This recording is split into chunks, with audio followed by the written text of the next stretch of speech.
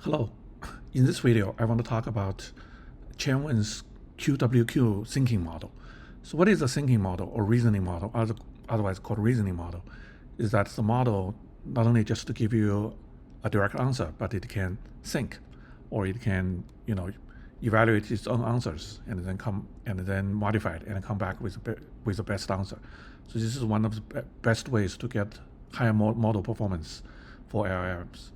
So QwQ is actually one of the top thinking models that is open source. So if you look at the arena, and you can see there's this is the overall score. So the top one is DeepSeek R1, and the second one is the recently released Gamma 3 27B from Google, and then there's DeepSeek V3, and then it's QwQ.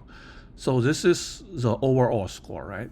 But the thinking model is more useful if not answering creative questions, but answering scientific or more deterministic answers. For instance, if we go to coding, the list changes. So the QwQ becomes overall tied with number 4, right? So the only open source model that's above it is the DeepSeek R1. However, the DeepSeek R1 is 651 billion parameters. It's 20 times bigger than the QwQ. So with the QwQ, I can run it on my own laptop, right? Or a single GPU card. But for DeepSeek R1, you need a much, much more expensive computer, and it costs a lot more. Basically, a regular person wouldn't be able to run the whole DeepSeek R1 on their own computer. So that's what makes the QwQ really, really interesting to me. So now I want to show you how it works. So what I did is that using the LlamaEdge runtime and the Gaia network, which is really a simple process. I'm gonna give you the instruction in the description of this video. So I run a QwQ model on my own laptop, and it does have a GPU. So everything I show you here is real time. So basically, you can see how fast it runs, right? So I want to show you that's answering a coding question. So the question is, write a function to compute the mean point of an array of vectors. So you have an array of vectors that is generated by an embedding model from a large language model. And so basically, this is a program question. I wanted to give me the answer, right? So if I say that, start thinking, now it starts thinking. So you can see the think tag, which is its way to delineate that it's thinking about the problem. It's not giving you an answer yet. So it goes on. Okay. Still thinking.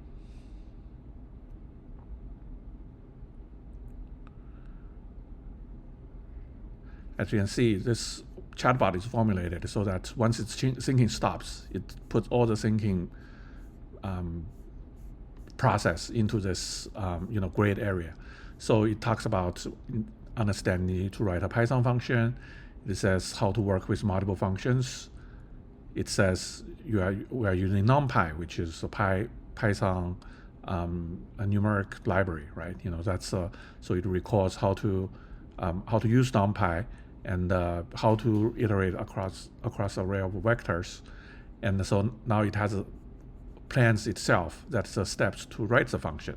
So input NumPy as NP, and takes the vector and give it a name, and you can see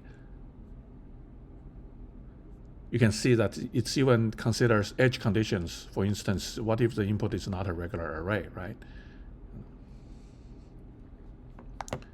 And it knows the dimension of this is 3,584 dimensions, and with n numbers in the array. So it has another consideration, which is also an edge case. If the user passing an empty array, what to do? Would that throw an error? So here's what I think. It's import this, and it's write pseudocode. That's okay. So I think that's it. It's finished thinking. So now it just outputs the entire function, which is fairly straightforward, right? Because using NumPy, just the function in NumPy, and it also explains this to you. So because it has a thinking process, so it does a really good job to explain that. So now let's ask a follow-up question. Write a function to compute the standard deviation of the vector array. So it takes all the input as a prefill and then starts thinking again. So it has a sync tag, right? It thinks really fast. It actually thinks, faster than I can read it, right? As you can see. So it figures out how to do the standard deviation, and it comes to the conclusion that it would just use another NumPy function called std, right? That's it's fairly straightforward, but in the thinking process, it tells you, that's if you are starting learning programming, it's really useful to read through this information, because it tells you the thinking process of what is the standard deviation and how to compute it, what are the edge conditions that you need to watch out for, and things like that. And in the end, it just give you the answer and explain the code. So I hope this helps. That's what the thinking model is all about. I think this model is really useful to as a coding assistant for programming tasks. And again, you can run it easily on your own computer using even on the edge devices, right? Using LlamaEdge and the Gaia network. I'll talk to you next time. Thanks. Bye-bye.